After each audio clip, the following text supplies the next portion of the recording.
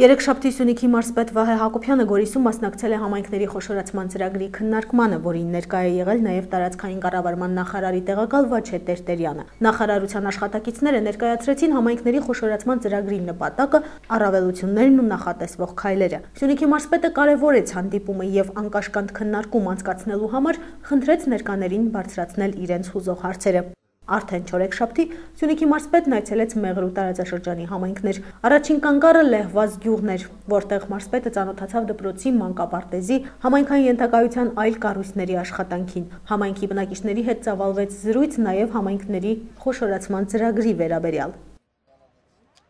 Մեր հանրապետությունը հիմնական համայնքները, ասել 100-300 հոգուց բակար բնակչություն ունեցող համայնքների մեծ մասը Սյունիքի մարզում է եւ պետք է անկեղծ ասենք, որ շատ խնդիրներ, օրենքի պահանջներ, նաև կառավարման տեսանկյունից, արդյունավետության տեսանկյունից շատ հարցեր մեր մոտ չի կարող, չի ստացվում լուծել։ Մենք ունենում ենք միջոցներ, բայց այդ միջոցների ոչ ճիշտ կառավարման արդյունքները շատ ավելի վատն են լինում։ Բայց խոշորացում կոչվածը, ինքը այդ խոշորացում պայմանական ամեն դրել։ Դա դրված է ուղղակի տարածքների զարգացման ծրագիր։ Այդպես ավելի ճիշտ կլինի ասել։ Խոշորացումը նաև գործիք է, որը որ մենք կարող ենք օգտագործել արդյունավետության տեսանկյունից, բայց դա պետք է process-ը անցնենք եւ հասկանանք, եւ այդ տեսնենք այդ խոշորացումը արդյունքները որը կարող լինի, ինչպեսի արդյունավետություն կարող ապահովել։ Մեր նպատակը ոչ թե բռնել ինչ-որ արհեստական միավորումներ ստեղծել, այլ այդ ամեն ինչը պետք է մենք բոլորս քննարկենք, հասկանանք, որ դա բոլորիս համար օգտակար է։ Եթե այս գյուղը պետք է դրա արդյունքում մի քանի անգամ որակական զարգացում ունենա, բնական է, եթե համաձայն, այսինքն այնպես չինելը, որ սա եկել ենք, ասում ենք, սա պարտադիր պետք է անենք։ Իհարկե, սա մի մեխանիզմներից մեկն է, որը տեսնում ենք զարգացման, գյուղերի զարգացման, տարածքների զարգացման, այսինքն սա process է, այնպես որ այդ անհանգստությունները, այդ մտահոգությունները կա, բոլորիս մոտ էլ կա, բայց դա պետք է մի հատ հասկանալ, մարսել, այդ ավելորդ լարվածություն եւ ավելորդ տրամադրություն պետք է ստեղծել, որովհետեւ պետք է հասկանալ։ Սա լինելով ավելի հրապարակային, ավելի բաց, ավելի քննարկելու ենք իր առավելությունները, իր թերությունները եւ դուք ձեր տեղական հանրակրվե կարող եք անցկացնել, տարբեր ձևերի միջոցառումներ անցկացնել։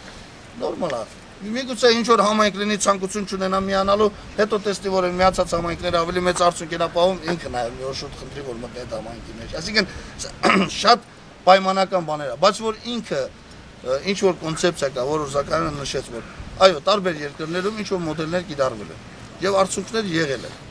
Հիմա մենք պետք է նաեւ մեր Հիմա տեղայնացնենք, եթե ասենք, պետք է փորձենք, այնպես չի որ ասենք,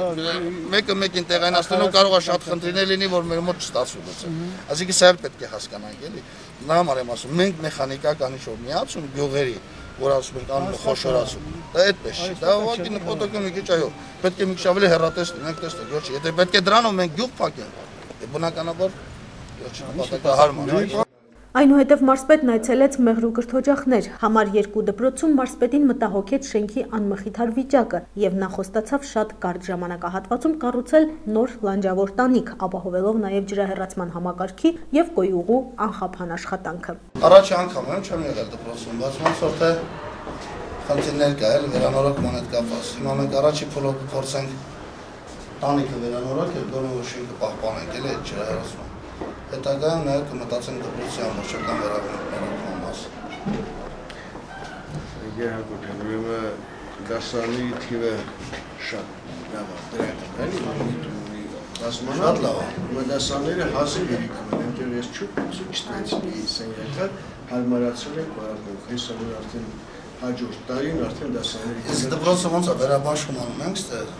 լրացուցիչ գումար բերում եք, թե չէ։ Լրացուցիչ անցած տարի, նախանցած տարի արել ենք, անցած տարի մի քիչ ձգել ենք։ Մաքսակետը եւ զորամասը ունենք ջերուցում գազով։ Հիմա կփորձենք աշխատենք, որ զուգահեռ նաեւ դպրոցներում լինի, որովհետեւ եթե ներքին ցանցը ուշանալու է, չգիտեմ, երբ կլինի կոնկրետ չեմ կարող ասել, բայց գոնե որպես առաջնահերթություն կարողանանք դպրոցներում Մանկապարտեզն են մանկապարտեզում առավել կոլեկտիվ մասերը, հասարակական մասերը։ Տանիքը որ առաջնահերթ է կարևոր է։ Գոյող լինելա խայտառակ վիճակի, եթե հնարավոր է, դա պարտադիր է։ Ընդհանրապես հիմա սկզբունք ենք դրել ոչ մի շինություն չենք սկսում աշխատանքներ, մինչև որ սեյսմիկ եզրակացություն, այսինքն շենքի վթարայնության աստիճանն ենք որոշելով, նոր դրանից հետո փորձենք դրա համար առանձին նախագծել, որ կիսատ գործ չլինի, բայց քանի որ առաջնահերթությունը ստեղ տանիքի ունենք, մենք կփորձենք գոնե առաջին վերջի հարկում եղան բավականին տխուր վիճակը։ Տանիքի խնդիրը կլուծենք, գոյուն բաներ զուգահեռ հաշվարկանը կմտցնենք, բայց վերանորոգման խնդիրը օրակարգում, այսինքն մենք փորձել ենք ամեն ձևով այդ խնդիրը լուծում տալ։ Մեղրու համար 1 դպրոցում նորոգման ենթակա համար 1 կառույցը մարզադահլիճն էր։ Հաջորդ կանգառը Ալվանք գյուղում էր։ Ծանոթանալով գյուղի հիմնախնդիրներին, Վահե Հակոբյանը մանկավարժական կոլեկտիվի հետ հանդիպման ընթացքում դարձյալ կարևորեց դպրոցի շենքի բարեկարգումը։ Աշխատանքային այցելություն ենք կազմակերպել, որոշակի խնդիրներ են ծանոթանում դպրոցում, համայնքի հետ կապված։ Համայնքապետը նախկինում մեր աշխատանքների ընթացքում որոշակի հիմնախնդիրներ ներկայացրել։ Մենք փորձել ենք տեղում նաև լրացուցիչներ և այդ հիմնախնդիրներին լուծումներ տալ։ Այսօրվա նաև մեր այցի նպատակը դա է։ Շատ հրաշալի զուգադիպություն, որ մեր դպրոցի պատմության մեջ ոչ ոք այսքան մեծ բավականություն չէր պատճառել մեր երեխաները։ Սա այսպիսի ուղղակի երևի մեր դպրոցի պատերն են ցնցվել, առաջին դեպքն է։ Կարծում եմ մենք 20 քանի տարվա մեջ։ Կասկածից վեր է, որ այսօր կրթությունը և գիտությունը որպես առաջնահերթություն է և հիմնական զենքն է, և կարծում եմ այս գիտակցումը մենք պետք է առաջ շարժվենք և դպրոցները հատկապես որպես երեխայի ձևավորման կարևոր ամեն ժամանակաշրջանի մեծ դեր ունի կատարելու, որովհետև գալի ասել ծնողներից ավելի երեխաները դպրոցում ուսուցիչների հետ ավելի շատ են լինում այդ տարիներին, քան տանը։ Եվ կարծում եմ այդ դաստիարակությունը և կրթությունը շատ կարևոր է, որպեսզի որակյալ ստանան, հետագայում իրաց կյանքում խնդիրների ավելի ստապ, ավելի հավասարակշռված մոտենալ։ Դրա համար մենք կարևորում ենք և վստահեցնում, որ սա ճիշտ է, միգուցե առաջի անգամ, բայց շարունակական է լինելու և ոչ միայն այցելությունները, այլ մեր ուշադրությունը կրթական համակարգի նկատմամբ հատկապես ունելու հանդգծված։ Ուզում եմ շնորհակալություն ասեմ ձեզ, ձեր աջակցությունը նախ համ որպես համայնքի ղեկավար, համ դպրոցի կոլեկտիվի անունից, երեխաների անունից, կարող է որտեղ ոչ մեկը նա կոլեկտիվը կարող է իրանց ացելիկացել, բայց երեխաները կարծում որ կարող է չասեն, դրա համար ես եմ բոլոր անունից շնորհակալություն հայտնել բակը, որպեսզի մաքրի դպրոցի բակը շատ մաքրվեց, երեխաների համար խաղապարակը բացվեց, նաև ճանապարհը բարելավվեց, հիմա նաև մնացած ինչը որ կանեք, նախապես շնորհակալ եմ բոլոր հարազատների համար։ Սյունիքի մարզպետի նախաձեռնությամբ ստեղծված Լեռնահայաստան հիմնադրամը ներկայումս իրականացնում է սոցիալապես անապահով խմբերին աջակցելու նպատակային ծրագրեր։ Այդպիսի ծրագրերից է բազմազավակ ընտանիքներին տրամադրվող օգնությունը։ Հիմնադրամի պատասխանատուները մարզպետի անունից հագուստ և սնունդ հանձնեցին Համբարձումյանների բազմանդամ ընտանիքին։ Ես փախստական եմ, Բաքվի քաղաքից եմ եկել, ունեմ 7 երեխա, մեծ տղաս 18 տարեկան է, բանակունացարան, հոկտեմբերան, վիճակ չունեք ապրուստ է,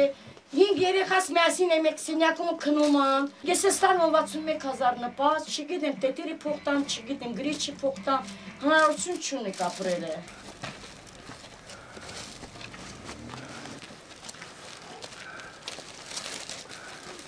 Դպրոց հաճախում եմ, նպաստ ենք ստանում այդ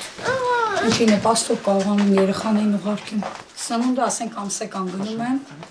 չեմ կարող այդպես օրեկան գնամ վերեմ, ասենք երեխեքին բավարար եմ, էլի իրանց ուզած չափ, ասենք ամիսն եմ բավարարում, նպաստάμε մի անգամից առիթ կլանում։ Գոնե որ ասենք գոյատև են էլի, սոված չգնամ դպրոց գնում։ Սյունիքի մարզպետի Մեղրու տարածաշրջան այցելության վերջին կանգառը Կարճևան գյուղն էր։ Այն եզակիներից է, որն ունի համայնքին անհրաժեշտ բոլոր կառույցները, այդ թվում և մանկապարտեզ։ Եվ բարին ինձ թագավորի, իմ երկերը Հայաստան է, ծննդավայրը Կարճևան է, հայ եմ ես Քրիստոնյա, ավակ աղջի, Սևաչյա։